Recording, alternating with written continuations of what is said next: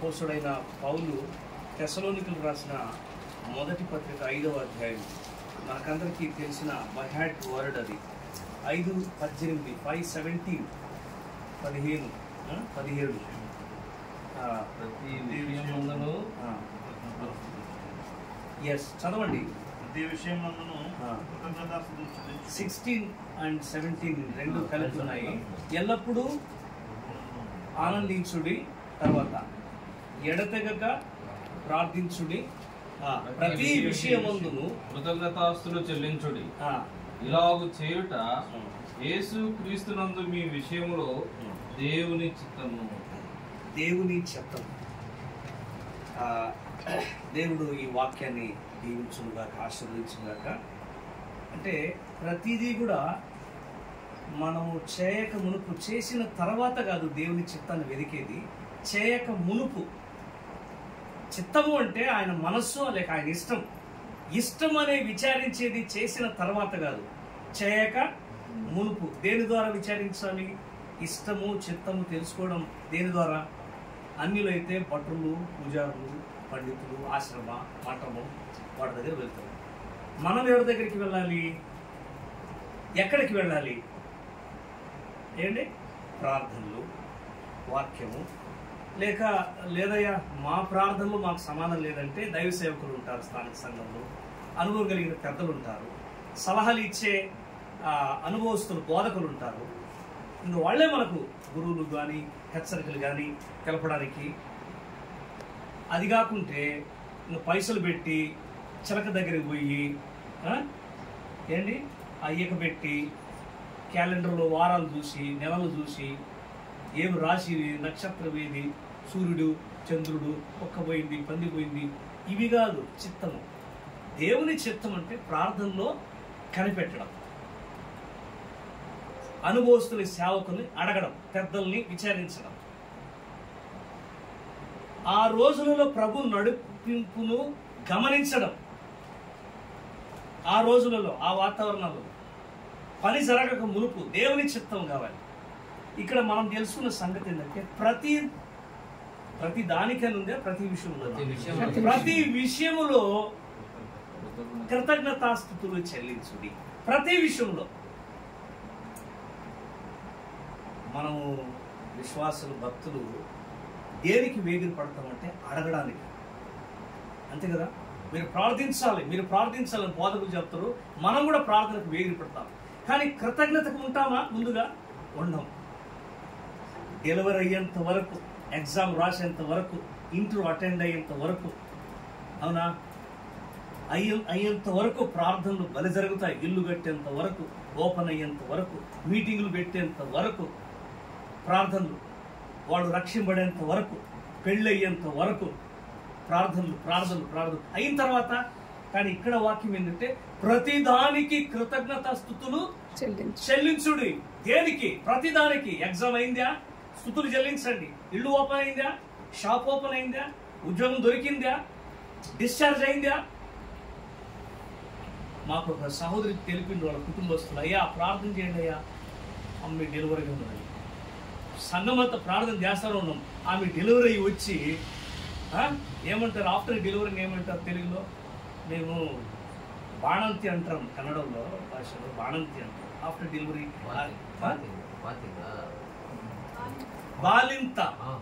బాలింత period అంతా అయిపోయి ఆమె జాబ్కి పోతుంది. అంతవరకు సంఘంలో ప్రార్థన చేస్తుండ్రు, ప్రభువా ఆమెకు మంచి కాన్పు కావాలని ఆయన అని. ఎందుకు? డెలివరీ విషయం చెప్పారు కానీ డిశ్చార్జ్, రెస్టింగ్ అవన్నీ చెప్పలా. అందుకే సంఘస్థులు ప్రార్థన చేస్తూనే ఉంది. ఇల్లు కట్టే విషయంలో చెప్తారు కానీ ఇల్లు ఓపెన్ విషయంలో చెప్పరు. ఏమండి, బాబు రక్షింపడలేదు, రక్షణ కొరకు ప్రార్థన చేస్తూనే ఉంటారు. వాడు రక్షింపడి బాప్తిసం తీసుకుని బాగుపడి ఆరాధన చేస్తుంటారు. కానీ ఆ పిల్లవాడు రక్షింపడాలి ప్రభు అని ప్రార్థన చేస్తుంటారు. సంఘానికి ఏ విషయాలు తెలపాలి? మనం ప్రతి దానికి కృతజ్ఞత స్తుతులు చెల్లించుడి. అఫీషియల్ గా ఉన్న సంగతులు బలి పాటిస్తారు. లోన్ తీసుకున్న వెంటనే ఇంట్రెస్ట్ కట్టాలి, లోన్ కట్టాలి. ఎస్, వాళ్ళకి సలాంలు కొట్టడం, ఫోన్లు చేయడం, బ్యాంక్ విషయంలో, గవర్నమెంట్ అఫీషియల్ విషయంలో, ఆఫీస్ విషయంలో, పోలీస్ డిపార్ట్మెంట్ విషయంలో, ఇంకా మున్సిపల్ ఏదైనా ఆఫీస్ విషయంలో ముందుగా పోయి ఏదైనా అడుక్కున్న విషయాలు మరలా వాళ్ళని ఫాలోఅప్ చేయాలి, చెప్తానే ఉంటాం వాళ్ళకు. కానీ ఆత్మీయ విషయాల్లో ప్రతిదానికి మనం ఏం చేయాలి? ప్రతిదానికి కృతజ్ఞతాస్తుతులు చెల్లించాలి. ఏంటి కృతజ్ఞతాస్తుతులు? ప్రభువా, అర్హత లేని నాకు దీని నాకు భాగం ఇచ్చి నన్ను అర్హులుగా చేశావు. యోగ్యత లేని నా కుటుంబానికి ఇది నాకు ఇచ్చి యోగ్యునిగా చేశావు. అది కృతజ్ఞత. కృతజ్ఞత పాటలు నోట్లలో రావాలి, కానీ కృతజ్ఞత భావం ఎక్కడి నుంచి రావాలి? మన అంతరంగం నుంచి రావాలి, అంతరంగం హృదయం నుంచి రావాలి. ఎందుకంటే ప్రార్థన కూడా అక్కడి నుంచే రావాలని మత్తయి రాసిన సువార్త 6వ అధ్యాయంలో ఉంది.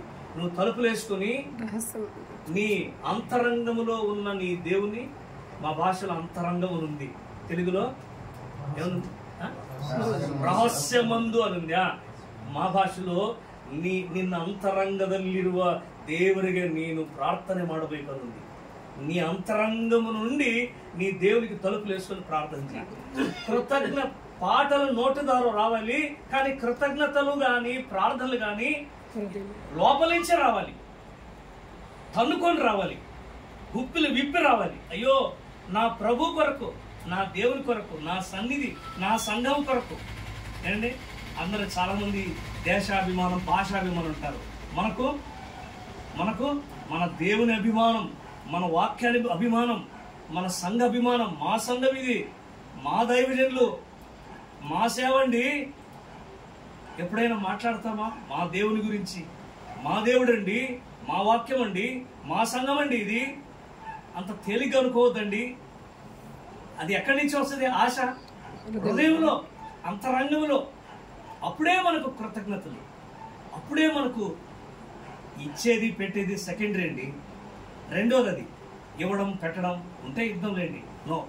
కానీ ఒక అభిమానంతో మాట్లాడడం, ప్రభు నా పట్ల, నా కుటుంబం పట్ల, మా సంఘం పట్ల ఇన్ని మేళ్ళు, ఇన్ని ఉపకారం, ప్రతి దానికి కృతజ్ఞతలు చెల్లించు. హెబ్రీ గ్రంథకర్త రాస్తాడు 13వ అధ్యాయం 1వ వచనం, వారు తెలియక దూతలకే పరిచయం చేశారు అని. ఏమండి, వారు తెలియక, ఏం తెలియదు, వీళ్ళు ఎవరో తెలియదు, కానీ ఏం తెలుసు? వీళ్ళెవరో తెలియదు, కానీ ఏం తెలుసు? దేవునికి భయపడాలి, దేవుని పేరట ప్రతి వారికి ఉపచరించాలి, దేవుడంటే వణకాలి. చాలాసార్లు హుషారుగా ఉండాలమ్మా వాళ్ళ విషయంలో, మీరు జాగ్రత్త ఉండాలి. మాకు అయ్యింది నిర్దోషుల హృదయాలు, లేత మనస్సు కలిగిన హృదయాలు. అపోస్తలుల కార్యములు 10వ అధ్యాయంలో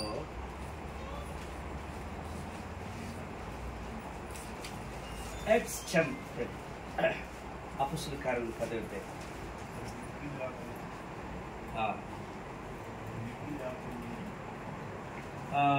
అపోస్తలుల కార్యములు 10వ అధ్యాయము చూడండి, 24 చూద్దామండి.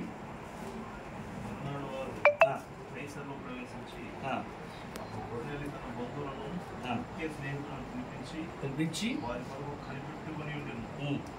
పేతురు లోపలికి రాగా కొర్నేలి అతను ఎదుర్కొని అతని పాదముల మీద పడి నమస్కారం చేశాను.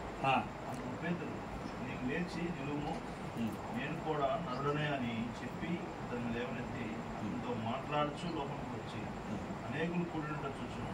అప్పుడు అతడు అన్యజాతి వానితో సహవాసం చేయుటైనను అటు వారిని ముట్టుకున్నటైనను యూదునికి ధర్మం కాదని మీకు తెలియదు. అయితే ఏ మనుషులను నిషేధింపబడిన వాడినైనను తగిన వాడినైనను పవిత్రుడైన వాడినను చెప్పకూడదని దేవుడు నాకు చూపించి ఉన్నాడు. నేను ఏ మాట మీద వెళుతున్నానంటే, పేతురుని పిలవలంపించడానికి 2 మనుషులు అమ్ముతాడు కొర్నేలి. ఆ మనుషులు ఎవరు? వీళ్ళ దగ్గర ఉన్న పనివారు, సిపాయిలు కదా. వాళ్ళ దగ్గర ఈ మ్యాటర్ చెప్తాడు, నాకు దర్శనం వచ్చిందయ్యా, పేతురయ్య గారిని పిలిపించండి, వెళ్ళి ఈ సంగతులన్నీ చెప్పు, నేను నీతో పంచుకున్న సంగతులన్నీ చెప్పు అంటే అవి చెప్తాడు. మా ఆయనకు లేక మా ఆఫీసర్కు, అధికారికి పలాని దర్శనం కలిగింది, మీరు రావాలంట, పరిచయం చేయాలంటారు. వాళ్ళతో చెప్తాడు. పేతురు వచ్చిన తర్వాత పేతురుతో కూడా చెప్తాడు, అయ్యా నాకు ఇట్లా దర్శనం కలిగింది. అంటే దేవుని కొరకు కొర్నేలు హృదయము ఎంత పరితపిస్తుంది. ఇక్కడ కూర్చున్న వాళ్ళంతా కూడా ఏదో ఒక లాభం లేకుండా మనం రాలేదు ఇక్కడికి. వ్యక్తిగతంగా ఏదో ఒక లాభం ఉంది. నాలో కూడా లాభం ఉంది, మీలో లాభం ఉంది. ఏ లాభము? కొర్నేలులో ఒక లాభం ఉంది, పేతురుకు ఒక లాభం ఉంది. ఏమి ఆశ? ఏమిటి? ఈ కుటుంబానికి ఒక ఆశ, దేవుని బిడ్డలలో చేర్చుకుని ఏదో మనకు కలిగింది పంచుకొని ఉపకారాలు తలంచుకుంటే మాకేదో మళ్ళా రాబోయే రోజుల్లో మేలు. సంఘం ఏం ఆశిస్తుంది? ఇటువంటి వాళ్ళని ప్రోత్సహిస్తే సంఘానికి కొన్ని ఆత్మలు చేర్చబడి వీళ్ళ ద్వారా వాళ్ళు కూడా నమ్ముకుంటారు. సంఘానికి ఒక ఆశ, కుటుంబానికి ఒక ఆశ, సేవకులకు ఒక ఆశ, వినేవారికి ఆశ, చెప్పేవారికి ఆశ. ప్రభు విషయంలో ఈ ఆశలు లేకుండా మనం ఏమి పని చేయలేము, ఏమి నెరవేర్చుకోలేము కూడా. కొర్నేలుకు ఒక ఆశ. ఏం ఆశ? అన్నీ ఉన్నాయి కదా, ఆశ ఎందుకు? కొర్నేలు ఎవరండి? Is a Centurion. ఆయన కింద ఎంతమంది పనివారు? 100 మంది. సెంచురియన్ అంటే ఒక 100 మందికి అధిపతి. కింద 100 మంది పనివారు ఉన్నారు. రథాలు, గుర్రాలు, పనివారు, బంగ్లా, salary and so many varieties of the facilities in Roman government లో చాలా వరకు ఉన్నాయి ఫెసిలిటీస్. అంత పెద్ద పై అధికారి, మంచి హోదా కలిగిన వాడు, సొమ్ము కలిగిన వాడు, శ్రీమంతుడు, మేధావి, జ్ఞాని, బలవంతుడు. అటువంటి వాడు ఒక పేతురుని పిలిపించుకొని సిపాయిల ద్వారా పంపించి, సైనికుల ద్వారా పంపించి వాళ్ళ ఇంట్లో అందరూ చేర్చుకోరు. అయ్యా ప్రభు మా పట్ల ఈ కార్యాలు చేశాడు, దర్శనమిచ్చాడు, ఇదో నీవు చెప్పాలి, మేము ఆశపడుతున్నాం, నీవు చెప్పాలి. పేతురు రాగానే ఆ పని చూసి, ఆ ప్రజలు చూసి ప్రభుని స్తుతించాడు. నిజంగా వీళ్ళలో దేవుని ఆత్మ నడిపింపు ఉంది, పరిశుద్ధాత్మ దేవుడు పనిచేస్తున్నాడు ఇక్కడ అని చాలా ఆనందించాడు. యథార్థంగా దేవుని వాక్యం చెప్పాడు. అక్కడ కొన్ని డిఫరెన్సెస్ జరిగాయి యూదులు అన్నిలోని, కానీ యథార్థంగా దేవుని వాక్యం చెప్పాడు. ఏమండి, పెంతెకోస్తు పండుగ ఎంతమందికి మారు మనసు కలిగించడానికి వాడబడ్డాడు? 3000 మందికి వాడబడిన ఒక దైవ సేవకుడు ఒక ఆఫ్టర్ ఒక ఇంటి కొరకు పరిచర్య కొరకు వచ్చాడు. అందుకే పేతురు కూడా అక్కడ కృతజ్ఞతలు చెల్లిస్తున్నాడు. తర్వాత ప్రతి పనికి కూడా మనం పూనుకోవాలి. అది చిన్నది కానీ పెద్దది కానీ. పని ఎవరిది? పని గొప్పవాడిది. ఆయన చిన్నది ఇచ్చినా పెద్దది ఇచ్చినా, అది ఇంటి పని కానీ సంఘం పని కానీ, అది గొప్పది కానీ అల్పమైంది కానీ, ఆ పనికి తగిన ప్రయాస పడాడు. పని సఫలమైంది. పేతురు పని చేశాడు యథార్థంగా. కొర్నేలు కుటుంబం వారు రక్షింబడి బాప్తిసం తీసుకొని ప్రభువును ఆనందించాడు. ప్రతిదానికి కృతజ్ఞతలు మనం చెల్లించడానికి బద్దులైతే ప్రభు ప్రతి మేళ్లను చేస్తూనే ఉంటాడంట. మన కొరకు మేళ్లు ఎక్కడ పెట్టాడని రాయబడిందండి.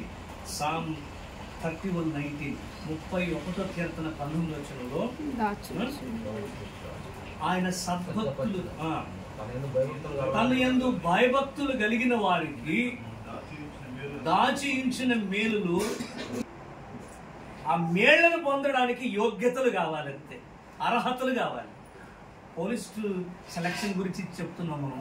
ఒక 3 పాయింట్లో వెళ్ళారని కదా, అన్నిట్లో ఫిట్, కానీ 3 పాయింట్లో వెళ్ళిపోయింది, అది ఫెయిల్ అయిపోయాడు. మనకు రావాల్సిందే ఖచ్చితంగా ఇస్తాడు. మన పేరు మీదే పెట్టాడు, దాచి పెట్టాడు, మరుగు చేశాడు, ట్రెజర్లు పెట్టాడు. కానీ వాటిని పొందడానికి మనకేముండాలి? క్వాలిఫికేషన్ ఉండాలి, అర్హతలు ఉండాలి, యోగ్యతలు ఉండాలి. అది మనం అనుకున్న యోగ్యతలు కాదండి.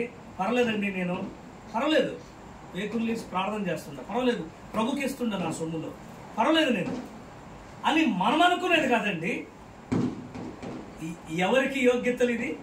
మెజర్మెంట్ ఎవరికి? కొలతలో మనం సరిగ్గా ఉండాలి. దేవుడి దగ్గర ఆయన కొలతకి సరిపోతే చాలండి. మన కొలతకు మనం ఎప్పుడైనా సరిపోతాం. మన కొలతకు పర్వాలేదండి, నేను వాళ్ళకంటే వీళ్ళకంటే ఆ కుటుంబం కంటే మా ఇల్లు ఎంతో పర్వాలేదు, మేము ఎంతో పర్వాలేదండి అని మనం అనుకుంటాం. కానీ మన కొలత కాదు కదా ఇది. నీ కొలత వేయి అని ప్రకటన గ్రంథం 11వ అధ్యాయంలో కొలకర్ర ఇచ్చారట. నువ్వు కొలత వేయి. ఆలయమును బలిపీఠమును కొలత వేయి. ఏ కొలత? ఈ కొలతకు ఆ కొలత సరిపోయిందా? నా దృష్టికి, నా ఆలోచనలకు వారు సరిగ్గా ఉన్నారా? అది కొలతవి. ఆ కొలతలకు సరిపోతే ఈ దాచి ఉంచిన మేళ్ళు డోర్స్ అన్ని ఓపెన్. అప్పుడు ప్రతిదానికి ఎప్పుడండి? అందుకే కొంచెము ప్రభు గురించి ఎరిగిన వారు ఎక్కువ అడుగుతూనే ఉంటారు. ఎక్కువ ప్రభు గురించి తెలుసుకున్న వారు తక్కువ అడుగుతూ ఎక్కువ చెల్లిస్తూ ఉంటారని. తక్కువ అడుగుతారండి. ప్రభువా నీవు ఇస్తాను నమ్మకం నాకుందనైనా, ఈ వరకు ఇచ్చింది చాలయ్యా, నీకు స్తోత్రాలైనా, నీ చిత్తంలో మాకు మా కుటుంబానికి ఏమేమి ఇవ్వాలనుకున్నావో చేయనైనా నమ్మకం ఉంది, స్తోత్రం, ఆమేన్. ఇది ఎక్కువ ప్రభు గురించి తెలుసుకున్నవారు లోతుగా ఉన్నవారు. ఎక్కువ ప్రభు గురించి తెలుసుకుంటే ఏం చేస్తారండి? ఏం చేస్తారు? స్టార్టింగ్ నుండి 3/4 గంట కూర్చుంటారు ప్రార్థనకు. అడిగి అడిగి అడిగి సారైపోయింది, చెమట కారుతుంది. నేను 3/4 గంట ప్రార్థన చేస్తున్నా అంటారు. గంట ప్రార్థన ఏం ప్రార్థన? అడగడమే కదా. ప్రభువా మా భర్తను కాపాడు, మా భార్యను కాపాడు, ఇల్లు కాపాడు, పిల్లలు కాపాడు, వాకిలు కాపాడు, ఫౌండేషన్ వేసిన, ఎగ్జామ్ రాస్తున్నాడు, పనికి పోయిండు, అది ఇది. ఏమైనా ఆత్మల కొరకు అడిగామా? మా సంఘం బాగు చేయి, మా పెద్దలు కాపాడు, పోనీ అడుగుతున్నాము. అడిగింది ఇంతవరకు పొందిన దానికి ఏం చేశాం? ఇంతవరకు పొందిన దానికి ఏం చేశాం కదా? 31వ కీర్తనలో నేను ఏమనుంది? నేను చాలాసార్లు చదువుకుంటూ ఉంటానండి. వర్స్ 22, 31, 22, 21, 22. భీతి చెందిన వాడనై నేను నాశనమై తిని అనుకుంటుని, అయినను నేను మొరపెట్టగా నీవు నా విజ్ఞాపన ఆలకించింది. భీతి చెందిన వాడనై నాశనమై తిని అనుకుంటుని. మేము ఇల్లు, మా సంఘం ఉండదు, మేము మిగలము, మేము అయిపోతాం, మేము ఉండమండి, మేము బతకమండి, మా వల్ల కాదండి, అయిపోతామండి, మా వల్ల కాదండి అనుకుంటేవి, చెప్పుకుంటేవి కూడా. అయినను మొరపెట్టగా the last battle, the last fight, the last running మనం గెలుస్తాం. ఆఖరి వరకు మన పోరాటం, మన ప్రార్థన ఎంతవరకు అండి? ఆఖరిలో ఒక వ్యక్తి అడిగాడు, అయ్యా ఇదొక్క అవకాశమేనని అడిగాడు. ప్రభు నెరవేర్చాడండి. ఎవరు అడిగింది? శాంసన్. ది లాస్ట్ ప్రేయర్, ఈ ఒక్క అవకాశం. ఆల్రెడీ కళ్ళు తీసి గుండు కొట్టించి విసరడానికి పెట్టారు. ఎవరండి? ఫిలిస్టీన్. ఇసురుతుడు, పిండి ఇసురుతుడు. ఇప్పుడు గుండులో ఏమంటారు మీరు? వెంట్రుకలు. అదే, అది మొలకెత్తుతుంది విసిరేటప్పుడే. ఇది మొలకెత్తితే what is the reason? Again I will give one chance you, నీకు ఒక అవకాశం ఇస్తున్నాను అని కదా. ఐసయా చాప్టర్ 11:1 ఏముందండి తెలుగులో?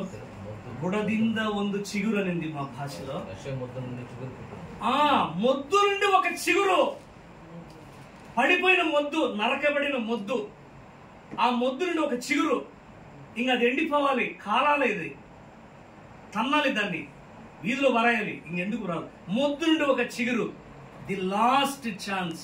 మొద్దు నుండి మన జీవితంలో మొద్దు, మనం ఎందుకు పనికిరాము? మనకు ఒక అవకాశం ఇచ్చాడు, ఒక చిగురు. సంసోను కూడా అదే ఇచ్చాడు, ఒక చిగురు. నేను ఒక అవకాశం ఆయన నాకు, నేను చేసింది నేరమే, పొరపాటే, అబద్ధం, వేషం, ఒక్క అవకాశం. అడుగుతాం మనము? అడగాలి. ఎంతవరకు అండి? స్క్రీజ్ వచ్చే వరకు దోగాడకైనా పోవాలండి, సోలిపోయినా పర్వాలేదు దోగాడకని పోవాలండి. అదొక రూల్ ఉంది అక్కడ అథ్లెటిక్స్ వాళ్ళకి ఒక రూల్ ఏంటంటే, నువ్వు ఓడిపోయినా పర్వాలేదు నువ్వు స్క్రీజ్ ముట్టాలని. దోగాడుకొని మట్టిలో ఇంత ఈతాడిపోవాలి ముట్టాలి స్క్రీజ్. ఎందుకంటే నీకు అవమానం అయింది, నువ్వు అక్కడే డ్రాప్ అయితే ఏమైంది, అవమానం అయింది, నీకు నిందలు వచ్చాయి, నువ్వు అర్హుడు కాదు, నిన్ను ఊరికినే ఇక్కడ ఆడించారు. అందుకే ఆఖరి వరకు మనం పోరాడాలి. ఆఖరి వరకు నా వల్ల కాదు ప్రభు, అయినా ఆరాధన చేస్తా, సహవాసానికి వస్తా, ఇస్తా, నీకు నా వల్ల కాదు అయినా సేవ చేస్తా, నీ స్వార్థ పనిలో ఉంటా, నా వల్ల కాదు అయినా నీ పిల్లలు నడుపుతా, కొందరిని త్రిప్పుతా, నా వల్ల కాదు. మన వల్ల కాదండి, అయినా పోరాడాలి, నిలవాలి, సాగిపోవాలి. సంసోను వల్ల కాలేదండి, కళ్ళు లేవు, బలం లేదు, జడలు లేవు, ఆత్మ నడిపింపు లేదు. అయితే ఒక్కటి ఉంది, ఆ నమ్మకము విజ్ఞాపన, ఈ రెండు పెట్టుకున్నాడు. ప్రార్థించే వాళ్ళకి నమ్మకం ఎక్కువ అంట, అందుకే ప్రార్థన మానుకున్నాడు. ఆఖరి భాగంలో అడుక్కున్నాడు, దేవుడు అవకాశం ఇచ్చాడు. బతికిన వారికంటే, బతికినప్పుడు చంపిన వారికంటే అతని మరణకాలంలో చంపిన వారు 2 అంతలు చంపేశాడట. ఆఖరి వరకు మనం పోరాడదాం, అంతరంగము నుంచి అడుగుదాం, తక్కువ అడుక్కుందాం, ఎక్కువ కృతజ్ఞతలు చెప్తాం. అయ్యా పిల్లలు, భార్య, భర్త, ఆరోగ్యం, జీతాలు వగైరా ఎన్ని మేలు చేసావు నాయన, వీటన్నిటికీ పొందడానికి నేను అర్హులు కాదు, అయినా చేస్తున్నావు, ఇప్పుడు చేస్తున్నావు, ఇంకనూ చేస్తావు, ఇంకా చేయబోతున్నావు. చేసేదానికి కొరకు నీకు స్తోత్రాలు, ముందుకు నాకు చేసేదాన్ని బట్టి కూడా అడ్వాన్స్ గా నీకు కృతజ్ఞత చెబుతున్నాను. ఖచ్చితంగా చేస్తావు. ఆ కృతజ్ఞత కలిగిన మనస్సు ఉండాలి, అంతే కదా. నా యజమానుడు మూర్ఖుడు, వానికి ఆ కృతజ్ఞత లేదు, అందుకే వానికి తెలియకుండా ఇవన్నీ తెచ్చాను అన్నది ఒక స్త్రీ. ఎవరు? అబిగైల్ తెచ్చింది కదా. వాడికి తెలియకుండానే వాడు మూర్ఖుడు.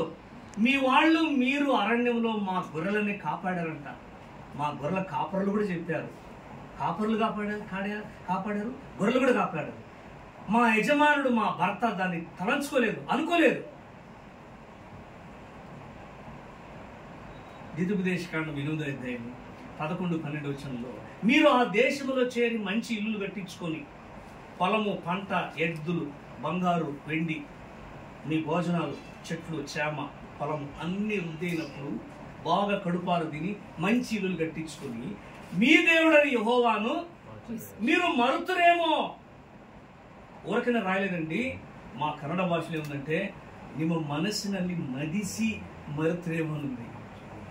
ఏమని?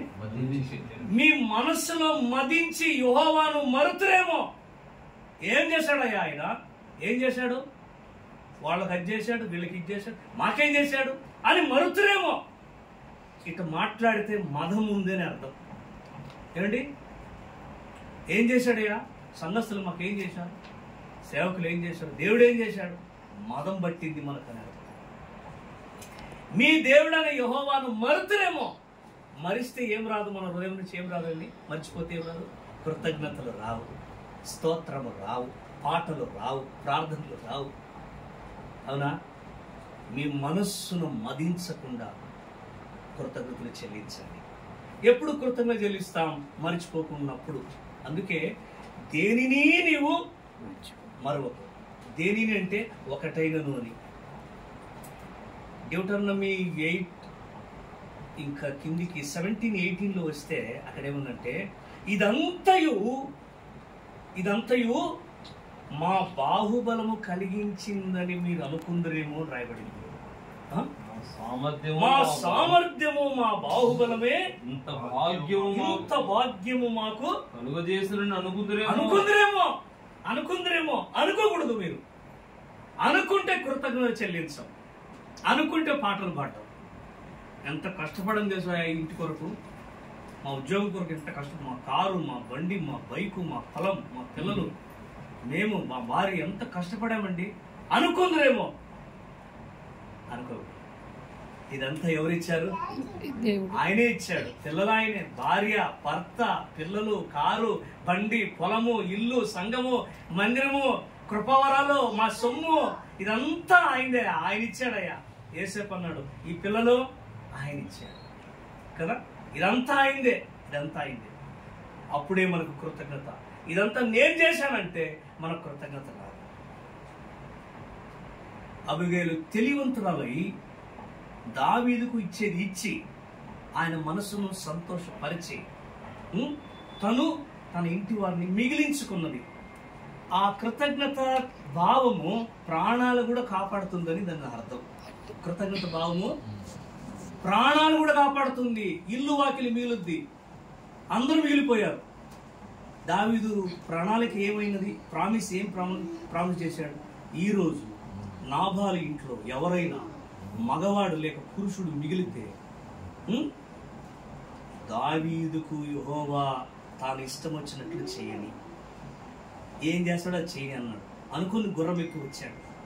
అందరూ కత్తులు కట్టుకున్నారు నడుము. ఒక్కరు మిగలరండి పురుషులు, కానీ ఒక్క స్త్రీ తెలివంతురాలు. అందుకే సామెతల గ్రంథంలో జ్ఞానవంతురాలు ఇల్లును కట్టుకొనును, మూర్ఖురాలు ఇల్లు ఊడబెరక్కుంటది. అతనిలో ఉన్న మూర్ఖత్వం అబీయులకు రాలేదు కాబట్టి ఆ ఇల్లు మిగిలిపోయింది. సొమ్ము మిగిలింది, గౌరవం మిగిలింది, మర్యాద మిగిలింది, ప్రాణాలు మిగిలాయి. జ్ఞానము గలగా కావాలి మనకు. ఆ జ్ఞానం ఏ జ్ఞానము? సొమ్ము సంపాదించే జ్ఞానం రాజకీయ జ్ఞానం కాదండి. ఇది ఏ జ్ఞానం? ఇది దైవ జ్ఞానం, పరిశుద్ధ వాక్య జ్ఞానం, పరిశుద్ధ గ్రంథం జ్ఞానం. 1:7 ప్రవర్బ్స్. ఎట్లా వస్తుంది ఈ జ్ఞానం? యెహోవా యందు భయభక్తులు కలిగి, ఆ జ్ఞానానికి మూలమే భయభక్తి. మనం ప్రభువులో భయపడితే ఆ జ్ఞానం ఇస్తుంది. దేవుని భయం, వాక్యం అంటే భయం, సంఘం అంటే భయం. మన ఇష్ట ప్రకారంగా వాడుకోకూడదండి సంఘస్థుల్ని. ఆగయ్య తాళయ్య కాదు. సంఘం అంటే భయం, వాక్యం అంటే భయం, సంఘస్థులు అంటే భయం, ప్రార్థన అంటే భయం, సేవ అంటే భయం, ఆరాధన అంటే భయం, సువార్త అంటే భయం. భయం అంటే వణికి ఆ తలుపు చాటు ఉండేది కాదు. భయం అంటే క్రమంగా నడుచుకోవడం, అంతే. ఇచ్చిన మాటలు నెరవేర్చుకోవడం. మనకి ఇబ్బంది కలిగినా ఇంకొకరి ఇబ్బంది పెట్టుకుండడం, అదే భయము. ఆ భయంతో నడుస్తుంటే జ్ఞానం పెరుగుద్ది అంటున్నాం. ఏ జ్ఞానం? దైవ జ్ఞానం, దేవుడిని మెప్పించే జ్ఞానం, సంతోషపరిచే జ్ఞానం. ప్రసంగి 2:26 ఆయన మెప్పించిన వారికి జ్ఞానమును, సంతోషమును, జ్ఞానವನ್ನು ತಿಳುವಳಿಕೆಯನ್ನು ಸಂತೋಷವನ್ನು ಅನುಗ್ರಹಿಸು ನಲ್ಲವೇನುಂದಿ. ಜ್ಞಾನమును, తెలివిని, ఆనందమును అనుగ్రహించును. యెహోవాను మెప్పించినడలా జ్ఞానము, తెలివి, ఆనందము అనుగ్రహించును. ఈ జ్ఞానంతో ఆయన మెప్పించాలి, మరలా పొందుకోవాలి. కాబట్టి కృతజ్ఞత చెల్లిద్దాం, దేవుణ్ణి ప్రేమిద్దాం, భయపడదాం, సంఘాన్ని గౌరవిద్దాం, వాక్యానికి లోబడదాం, అందరినీ ప్రేమిద్దాం. ప్రభు రాకడ సమీపమైంది. మనకు అనుగ్రహింపబడిన శ్రేష్టమైన, మనం నమ్మిన దేవుడు శ్రేష్టమైన వాడు. మనం అనుగ్రహింపబడిన, పొందుకున్న వరాలు శ్రేష్టమైనవి, దొరికిన అవకాశం శ్రేష్టమైనది. చాలా మంది ఆశతో ఉన్నారండి, చాలా మంది మనసులో ఉన్నారు. చాలా మంది కరోనాకి వెళ్ళిపోయారు, క్లోజ్ అయ్యి వెళ్ళిపోయారు. కరోనాలో చాలా మంది వెళ్ళిపోయారు కదా. కరోనా దాటుకొని మనం ఇప్పుడు మిగిలిన వారు చాలా మంది మంచాలలో ఉన్నారు, చాలా మంది హాస్పిటల్ బెడ్లలో ఉన్నారు, చాలా మంది బెడ్ రిడల్ అయి ఉన్నారు. అవకాశం లేదు. మనకేం దొరికింది? అవకాశం దొరికింది. కళ్ళు, చేతులు, ముక్కులు, నోరు, కిడ్నీ, లివర్లు అన్ని బాగున్నాయి. బాగున్నప్పుడు ఏం చేయాలి? బాగున్నప్పుడే ప్రభు సన్నిధికి రావాలి, ప్రభుని కొలవాలి, సేవించాలి, పూజించాలి, ఆరాధించాలి, ఇచ్చేది ఇవ్వాలి, చేసేది చేయాలి, యాత్రలో సాగిపోవాలి. దేవుడి భాగాన్ని దీవించుకోవాలి. చిన్న ప్రార్థన.